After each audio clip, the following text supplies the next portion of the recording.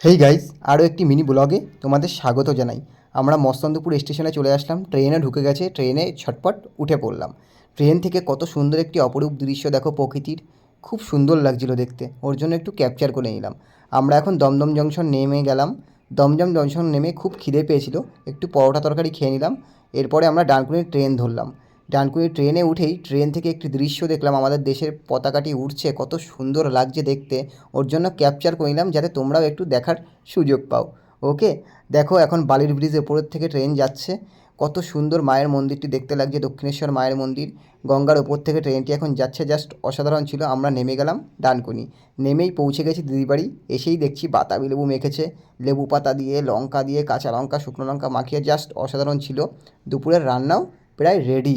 দেখো বেগুন ভাজা হচ্ছে এখন, তারপরেই হচ্ছে মটন কষার মশলা রেডি হচ্ছে এখন। মশলাগুলোকে ভালো করে সব লঙ্কা বাটা, আদা, পেঁয়াজ, রসুন দিয়ে ভালো করে পেস্ট করা হচ্ছে। মটনগুলো এবার সুন্দর করে মশলার মধ্যে দিয়ে দেওয়া হচ্ছে। দেওয়ার পরেই মশলা দিয়ে ভালো করে মটনটাকে একটু কষিয়ে নিতে হবে।